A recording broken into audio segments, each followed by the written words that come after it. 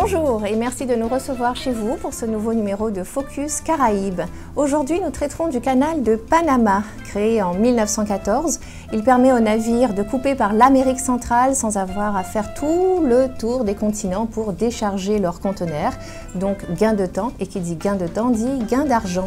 Le 26 juin prochain sera inauguré le nouveau jeu d'écluse qui permettra d'accueillir des porte-conteneurs 3 fois plus gros que ceux qui existent aujourd'hui. Jusqu'où ira cette démesure? Quelles conséquences pour les Caraïbes?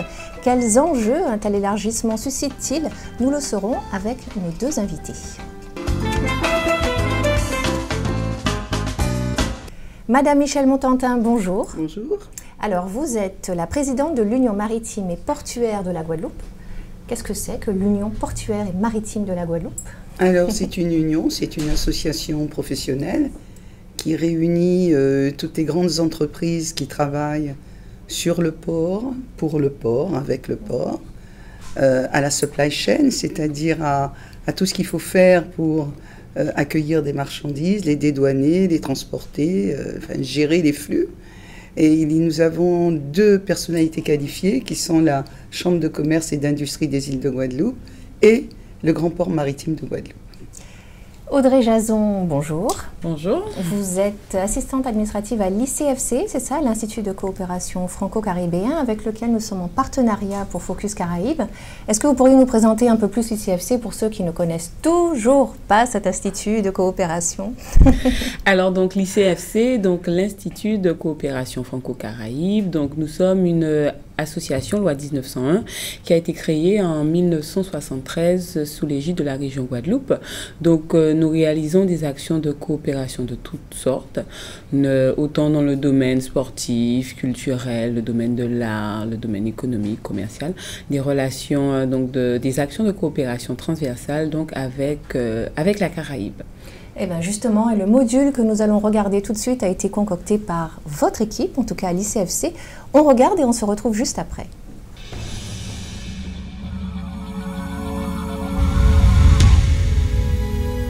Le canal du Panama a grandi. Situé en Amérique du Sud, construit sur l'isthme de Panama, le canal du Panama relie l'océan Pacifique à la mer des Caraïbes et à l'océan Atlantique depuis 1914. Par ce canal maritime long de 80 km, transitent chaque année près de 14 000 bateaux transportant 340 millions de tonnes de marchandises. Cela représente 5% du commerce mondial. Cependant, ces chiffres devraient augmenter dans l'avenir. La raison, de 2007 à 2016, le canal a été agrandi pour permettre le passage de post-Panamax, des navires de fret nouvelle génération qui transportent jusqu'à 14 000 conteneurs. Jusque-là, seuls les porte-conteneurs ayant une capacité maximale de 5 000 unités étaient autorisés. Pour que cela soit possible, des travaux titanesques ont été effectués pour tripler la capacité du canal. De nouvelles écluses gigantesques ont notamment été installées. Pendant 9 ans, plus de 20 000 hommes, architectes, ingénieurs, ouvriers, etc. ont travaillé sur ce chantier pharaonique. Le budget total permet de mesurer l'ampleur de la tâche, près de plus de 7 milliards de dollars. Un chantier casse-tête. Extrêmement coûteux, l'agrandissement du canal s'est transformé au fil des ans en un casse-tête caractérisé par l'accumulation des problématiques. Pourtant, tout avait bien commencé en 2006 lorsque les habitants ont très largement approuvé par référendum l'ambitieux projet d'élargissement du canal soumis par le gouvernement panaméen. Cependant, le budget a explosé à mesure que le chantier progressait. En 2014, le consortium Groupe Uni pour le canal, chargé de la construction, a suspendu les travaux pour obtenir 1,6 milliard de dollars supplémentaires de l'autorité du canal du Panama. La raison de cette exigence? Financer un important surplus de ciment, mais aussi solutionner des questions géotechniques, géologiques. Les travaux ont redémarré 2 semaines plus tard, mais le bras de fer s'est poursuivi devant les tribunaux. À cela sont venus s'ajouter d'autres incidents qui ont retardé le chantier. Des grèves des ouvriers en 2012 et 2014 concernant leur salaire, des fissures repérées sur un mur d'une des nouvelles écluses en fin d'année 2015. Prévue pour 2014, année du centenaire, l'inauguration aura finalement lieu 2 ans plus tard. Elle est programmée pour le 26 juin prochain. Avec cet agrandissement, l'autorité du canal du Panama est assurée de voir le trafic du canal doubler, voire tripler, dans les prochaines années et de fait, les revenus aussi. En 2015, le canal du Panama a généré 2,61 milliards de revenus. Pour l'État panaméen, qui reçoit déjà 1 milliard de dollars par an du canal, cela représentera aussi une manne financière extraordinaire. L'agrandissement du canal aura aussi des retombées certaines pour les territoires de la Grande Caraïbe. Davantage de commerce dans la zone grâce aux navires plus grands, transportant plus de conteneurs. Conséquence, une réduction des coûts de marchandises attendus, mais aussi des demandes et des revenus croissants pour les ports caribéens. Afin d'expliciter l'impact de cette ouverture, l'ICFC, en partenariat avec Guadeloupe Expansion, sous l'égide de la région Guadeloupe, organise le jeudi 7 juillet 2016 une conférence sur les opportunités et retombées de l'ouverture du canal de Panama sur l'économie de la zone Caraïbe. Rendez-vous sur nos réseaux sociaux pour plus d'informations. C'était le numéro 3 de Zoom Caraïbes. Prochain rendez-vous le 30 juin.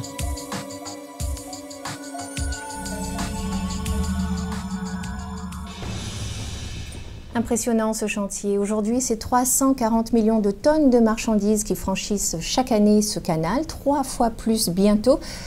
Audrey Jason, comment est-ce que l'ICFC pourrait accompagner des porteurs de projets dans le cadre de cette ouverture du canal?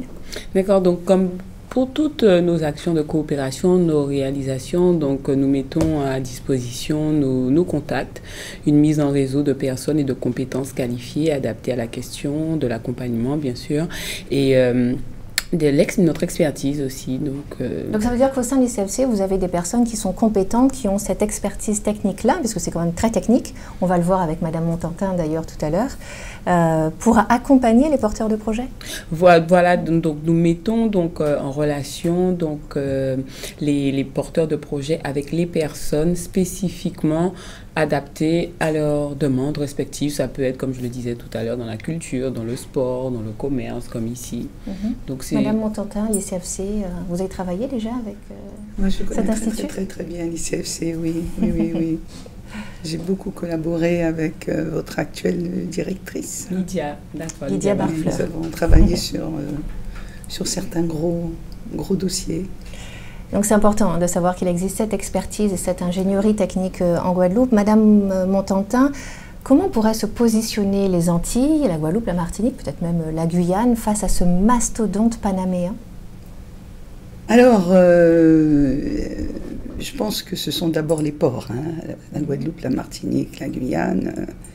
La Guadeloupe et la Martinique sont positionnées de telle manière qu'elles pourraient bénéficier des retombées subrégionales de ce qui va se passer, de ce qui se passe déjà d'ailleurs à travers le canal. Parce que cette nouvelle écluse va permettre à ce que des navires beaucoup plus grands puissent passer. Mais c'est quelque chose qui existe depuis des années, qui n'a fait que s'accélérer, la massification des navires.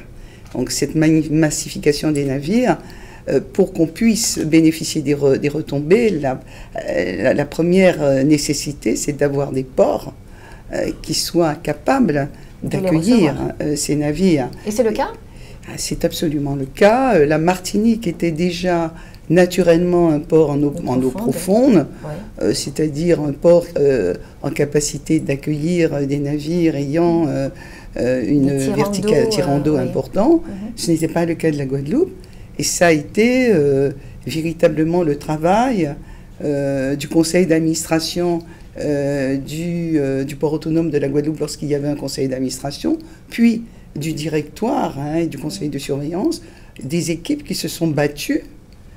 L'ancien directeur, M. Marc, vous dites bien battu. Battus. Ça a été compliqué de faire passer pour effectivement que la Guadeloupe ne devienne pas, disons, un sous-port où les bateaux ne pourraient plus accoster et que nos marchandises nous parviennent soit de Martinique, soit de République dominicaine, ce qui aurait coûté beaucoup trop cher et qui aurait été quand même une perte d'autonomie commerciale pour le moins malvenue.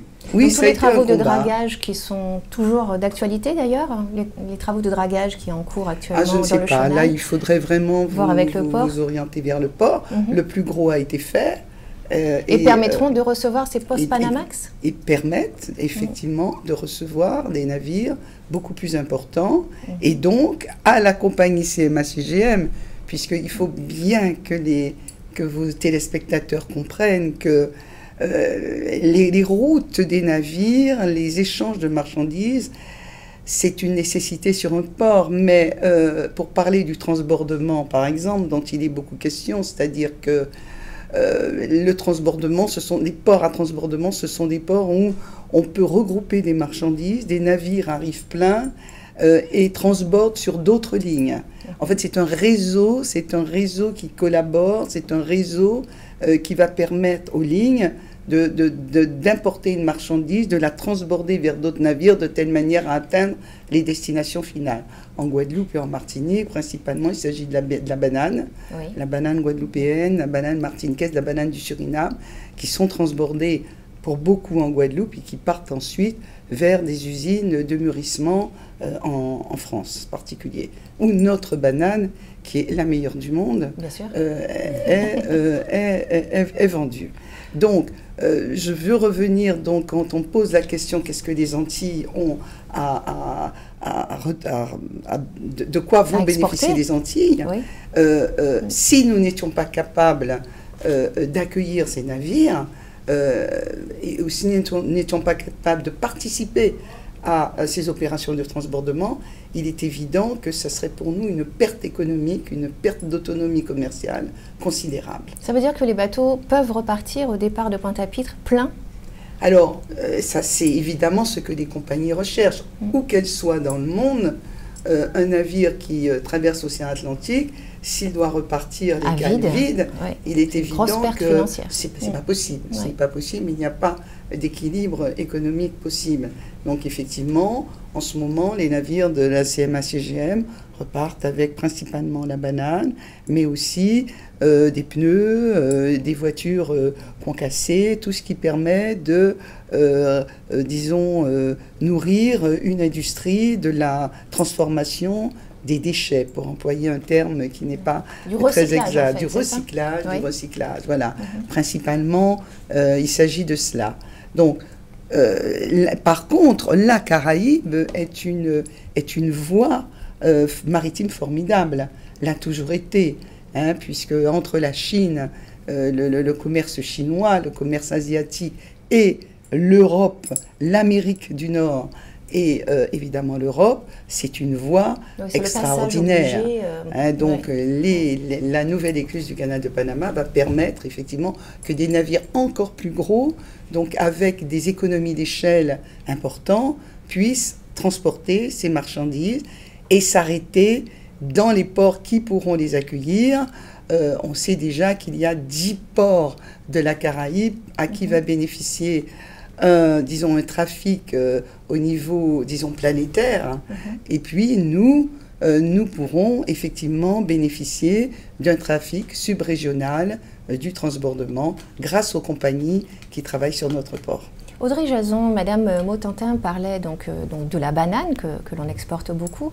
Quels seraient selon vous, et parmi les porteurs de projets que vous rencontrez, les autres marchandises, peut-être des produits finis, ou pas, enfin je ne sais pas, il faudrait qu'on voit ensemble, qu'on pourrait exporter, un savoir-faire peut-être vers les autres destinations? Les porteurs de projets qui souhaitent commercialiser donc des marchandises, ils viennent très peu vers nous. C'est plus vraiment des actions de, j'ai envie de dire de propriété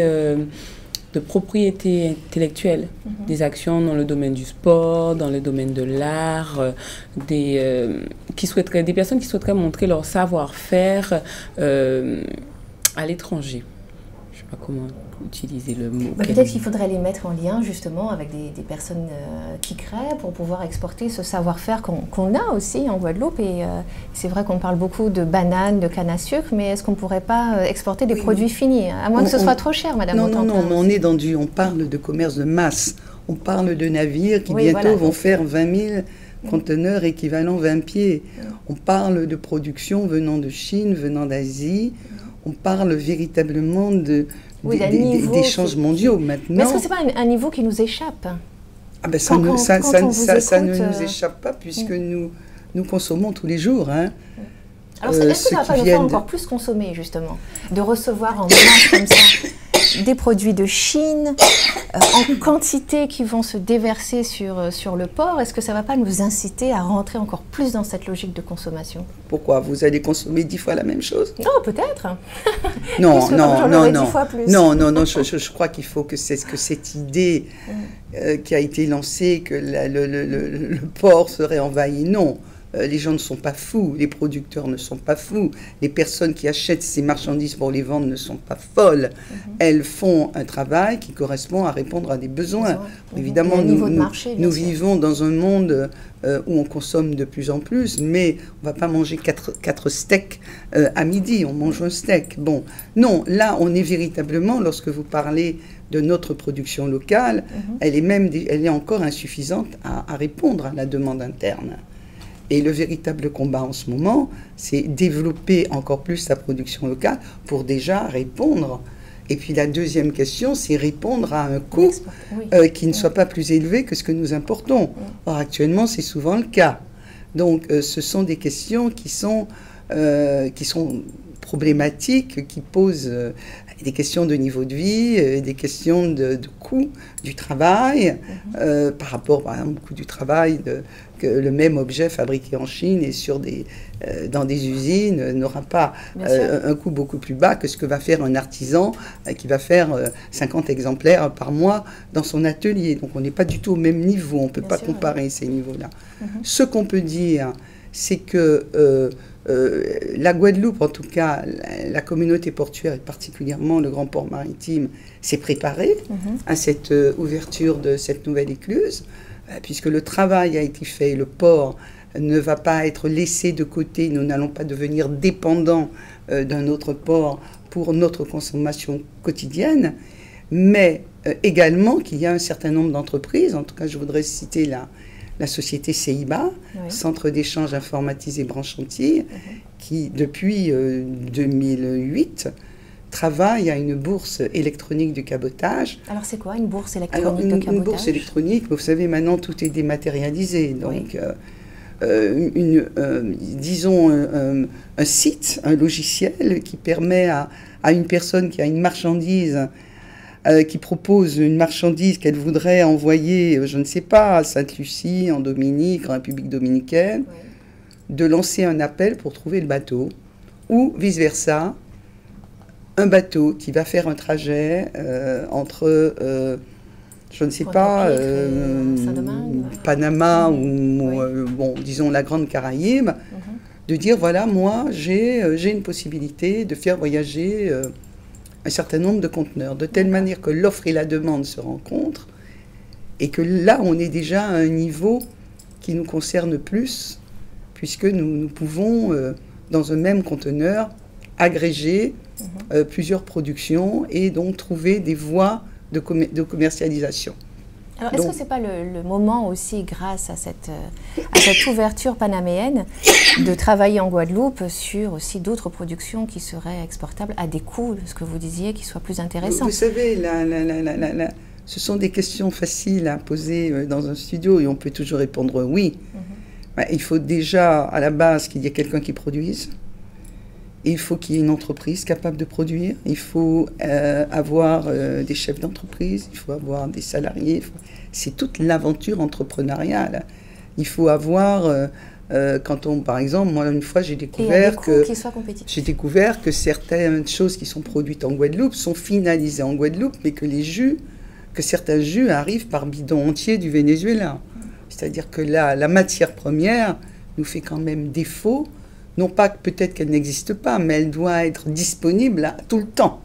Quand on voit la quantité de mangue au bord des routes, on peut se dire, mon Dieu, combien de confitures on pourrait faire et de jus de fruits.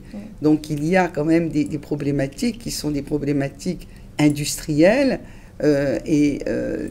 Oui, on peut toujours dire qu'on va faire, qu'on va produire et qu'on va vendre, mais il faut être sûr de pouvoir répondre à la demande. Si vous envoyez une fois tous les 2 ans un conteneur d'une chose que vous avez fabriquée, mais que vous ne pouvez pas tous les mois l'envoyer, eh bien, aucun navire, ça ne va pas marcher. Donc, la question est complexe et la réponse l'est tout autant.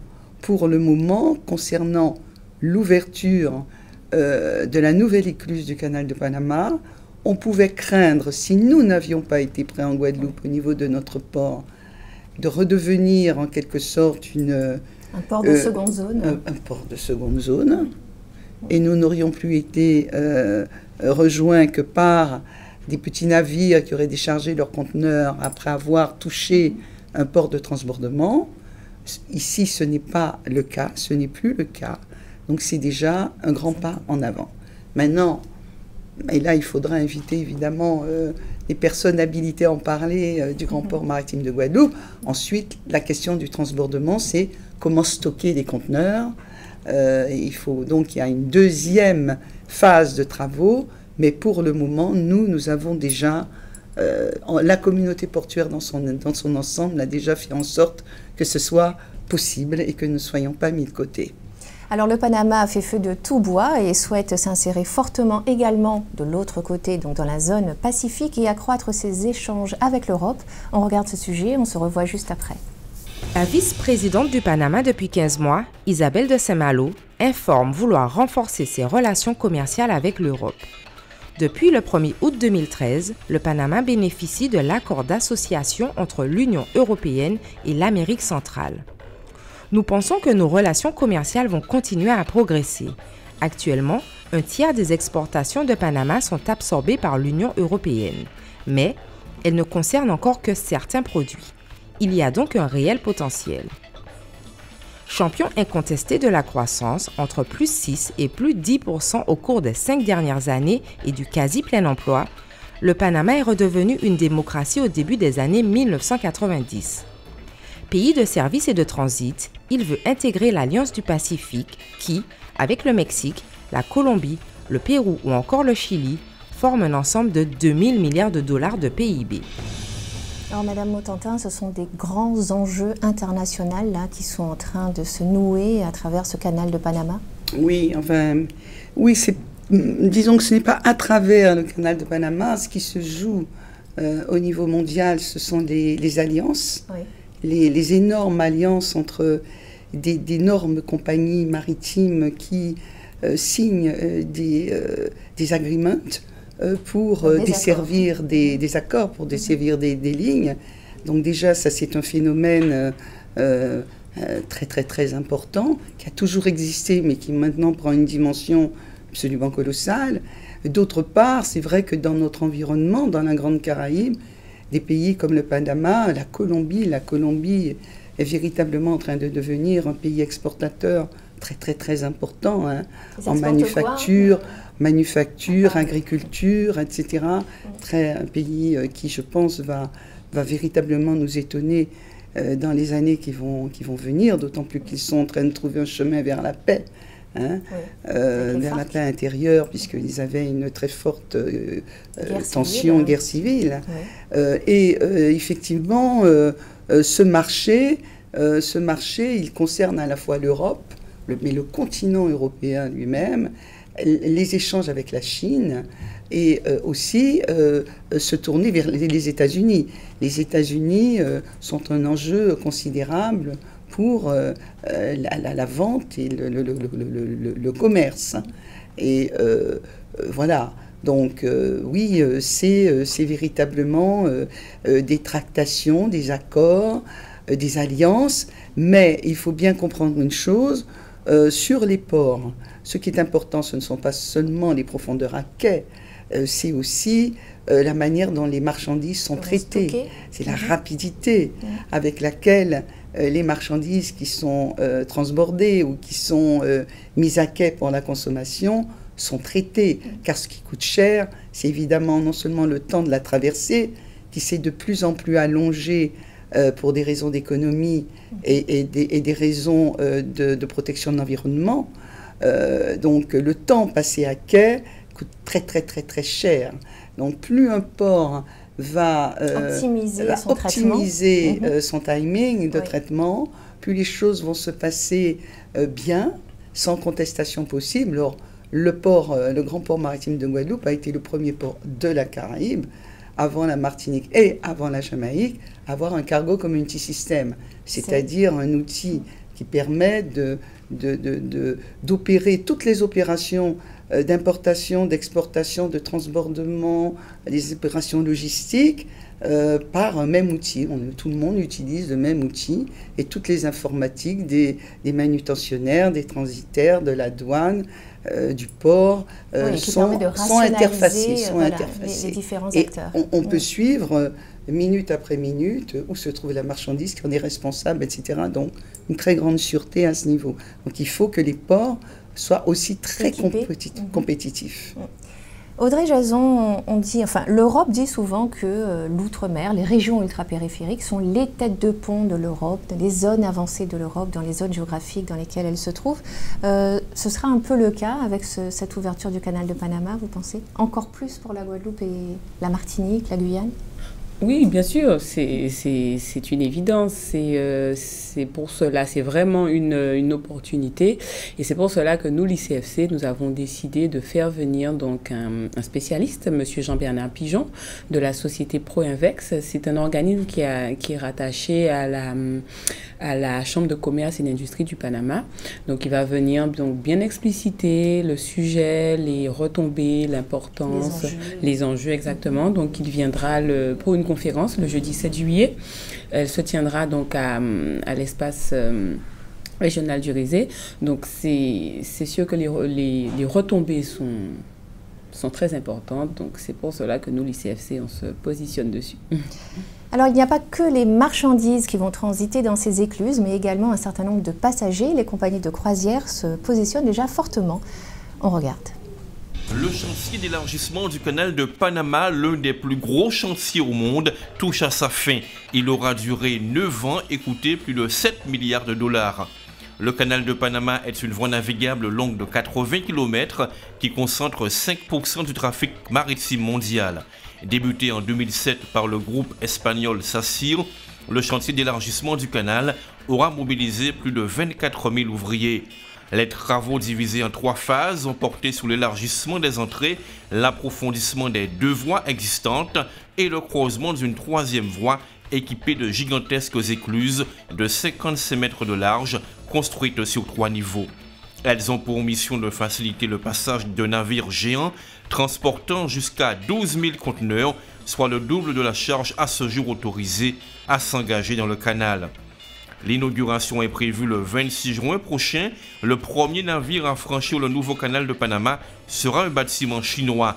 Pour information, la Chine est le 2e pays utilisateur de la voie navigable.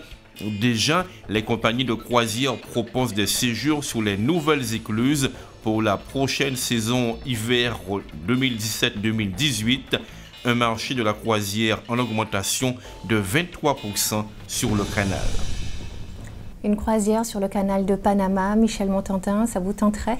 Écoutez, moi j'ai eu l'occasion déjà de visiter 2 fois les écluses, c'est magnifique. De toute façon, les paysages traversés sont de toute beauté.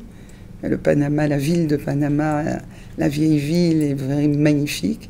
C'est un lieu fascinant, c'est un pays fascinant. Oui.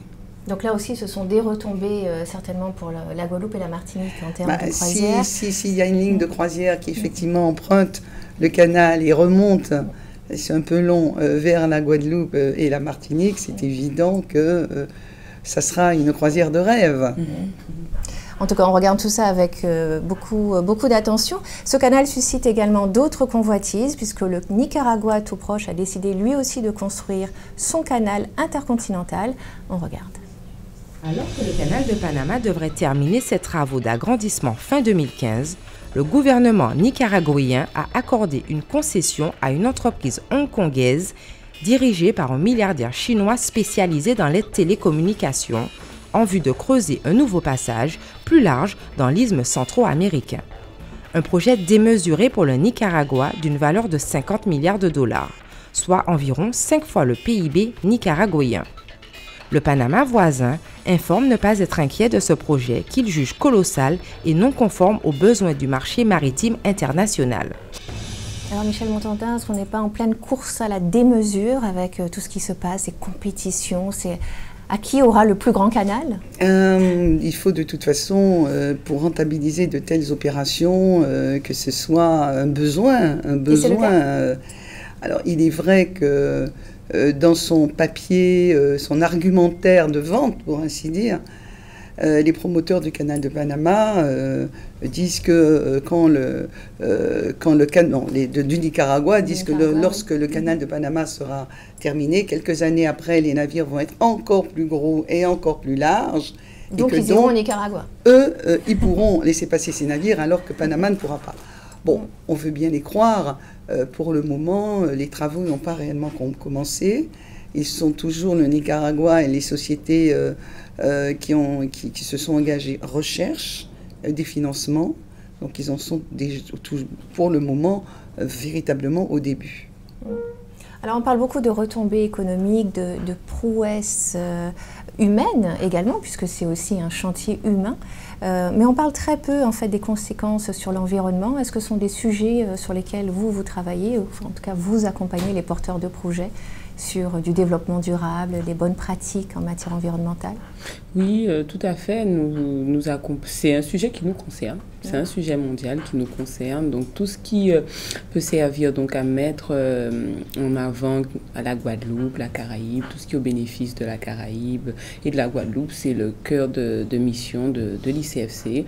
On accompagne les personnes en les dirigeant vers les personnes les plus habilitées, en mettant à disposition notre expérience, notre expertise. On fait de notre mieux pour promouvoir la Guadeloupe et la Caraïbe. Vous disiez tout à l'heure, Michel Montantin, que les navires vont moins vite, justement pour des raisons de pollution, c'est ça? Oui, parce que quand les navires vont vite, allaient vite, ils produisaient évidemment, ils émettaient ils avaient des émanations qui sont très préjudiciables à l'environnement. Et donc, il y a eu à un moment donné disons, la volonté d'une part de préserver l'environnement. Deuxièmement, on consomme quand même beaucoup moins de fuel quand on va doucement que lorsqu'on va vite. D'ailleurs, les voyages, les trajets en mer de ces grands navires porte-conteneurs se sont beaucoup ralentis et sont beaucoup plus lents que ce n'était le cas il y a 15-20 ans. Et en ce qui concerne l'environnement, je voulais quand même dire que le Nicaragua, justement, dans son argumentaire de vente, lui, se base vraiment là-dessus parce qu'il propose des solutions respectueuses de l'environnement, etc. Je pense que ça a été aussi beaucoup le cas au Panama, parce qu'on ne peut plus maintenant ignorer cette nécessité. Et en ce qui concerne la Guadeloupe, je crois que vraiment le grand port maritime de la Guadeloupe a fait tout ce qu'il fallait pour... C'est-à-dire,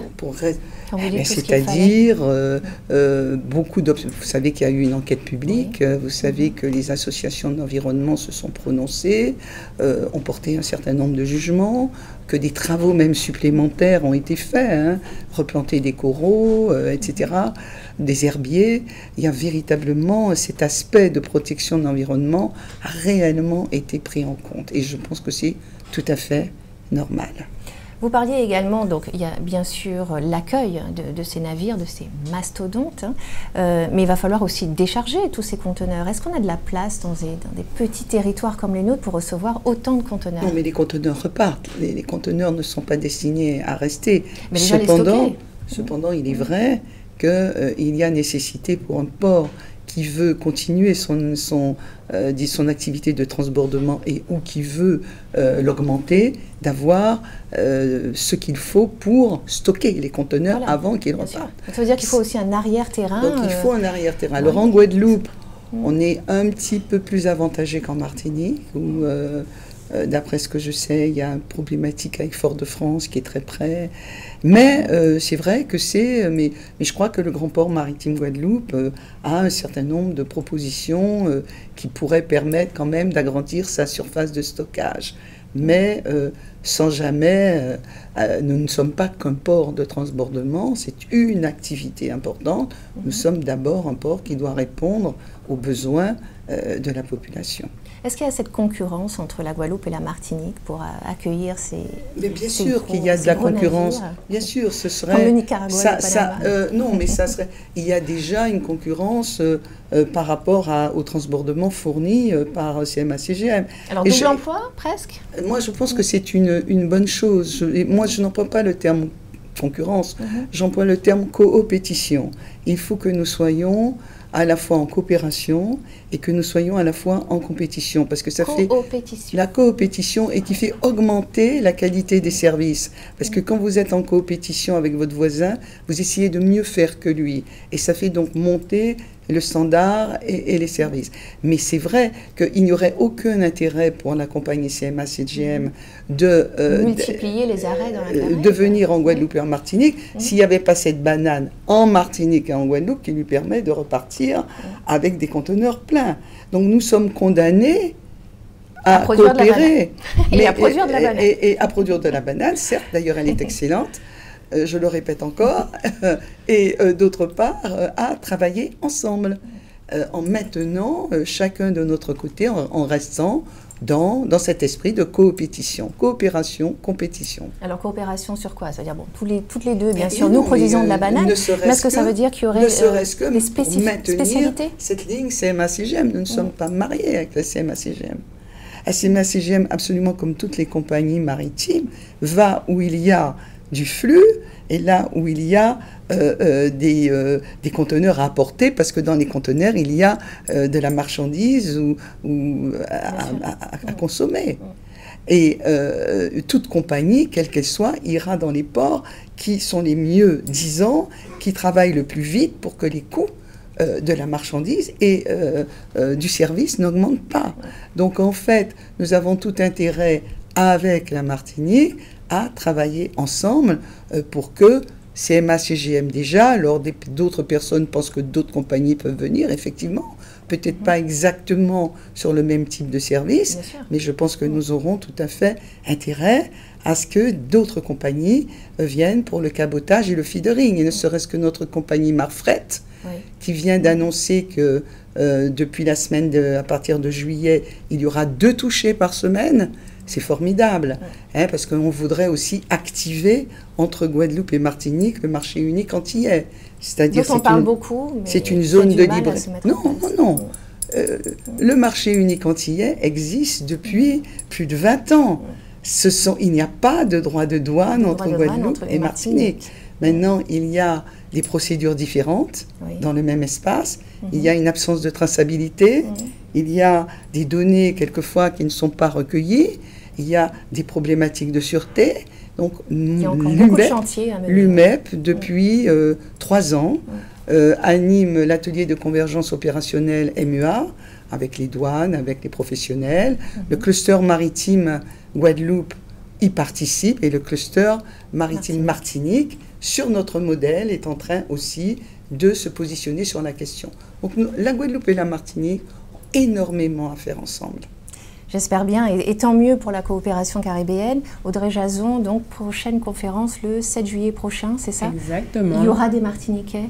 Il y aura des Martiniquais, il y aura toutes les personnes qui sont intéressées par cette importante question. Donc le jeudi 7 juillet, en présence de Jean-Bernard Dijon, à l'espace régional du Rézé. Michel Montantin, j'imagine que vous serez le 26 juin au Panama pour l'inauguration, l'ouverture de ce... Je ne suis absolument pas programmée pour être là. Michel Montantin. Non, pas du tout. Mais bon, qui sait. Quels sont vos prochains chantiers là, sur finaliser l'atelier de convergence opérationnelle, au moins dans sa forme d'investigation, mettre le doigt sur tout ce qu'il faudrait harmoniser. Tout ça est en très bonne voie. Et ensuite, évidemment, les décisions seront politiques, car ce sont les directions des ports qui peuvent décider, par exemple, de faire en sorte que les procédures, que les droits de port sur chaque port soit disparaissent, soit au moins soient les mêmes. Ce n'est pas nous. Nous pouvons juste mettre le doigt sur ce qui nous semble préjudiciable à ce que cette zone de libre-échange soit réellement plus prometteuse qu'elle ne l'est actuellement. Merci Michel Montantin. Merci Audrey Jason. Vous pouvez retrouver cette émission sur notre site alizé.com et le Zoom également de l'ICFC sur le site de l'ICFC, www.coopérationcaraïbes.fr. Merci beaucoup et très bonne fin de journée sur Alizé Télévision.